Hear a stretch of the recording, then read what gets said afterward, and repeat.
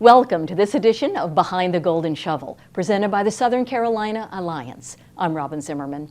We begin this episode with an interview with Sandy Steele, president of the South Carolina Economic Developers Association.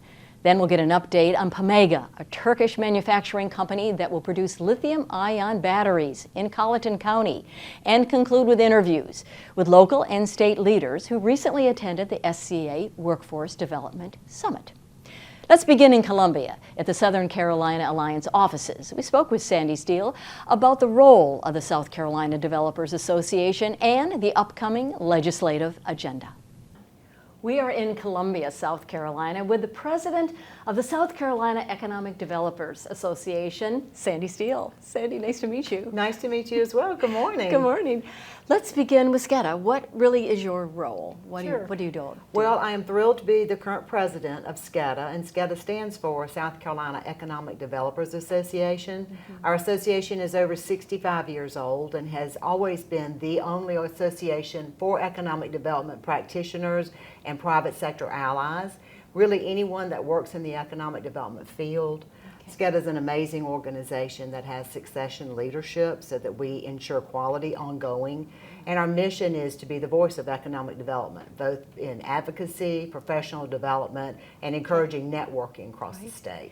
So how do you all work with the South Carolina Department of Commerce? South Carolina Department of Commerce is a very important partner with SCADA.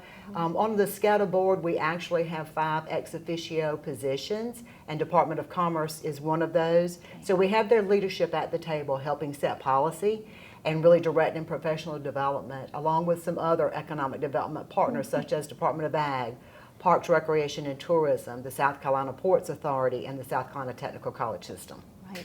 So it really is a collaborative effort, isn't it? Absolutely, and we make a concerted effort because our leadership on the board is elected by the membership, and it's incredible that we have over 600 members, and we make an effort to be sure that all areas of the state are represented, so we can hear all those voices. Yes. So legislative agenda, we're in the fall of 2023. Yes. So as we move into 2024, what's on tap? Well, 2024 is the second year of a 2-year legislative session.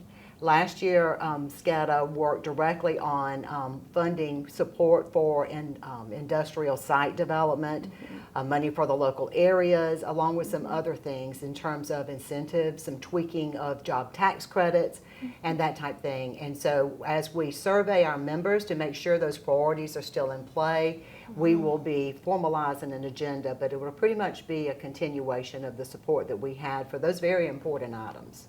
So how do you represent your 600 members? How do you hear from them? We try to work very diligently to hear from all those different positions. So what we do is we hold virtual listening sessions. We just held 6 across the state, giving everyone a chance to call in and just have an informal dialogue. We take all that information and compile it into a survey, and that survey is going out this week, and we will give our membership a chance to rank and prioritize from there. Excellent. And then we have an active legislative committee that'll take those final results and make a recommendation to our board. Excellent, excellent. So what are you seeing as far as economic development trends in the state here in 2023-24? It's been very interesting, Robyn, because we are seeing for the first time in literally decades a huge pull for and a request for large sites. And of course this has to do with the electric vehicle industry and the support needed for those in terms of batteries. So where we've always seen requests coming in, around 80% of those would want an existing building. We're seeing more and more requests for greenfield sites or blank sites that are ready with infrastructure, but that do not have existing buildings and that are large in size. So we're seeing that, and of course the state has seen some huge wins throughout in Columbia, down in Colleton County and other areas.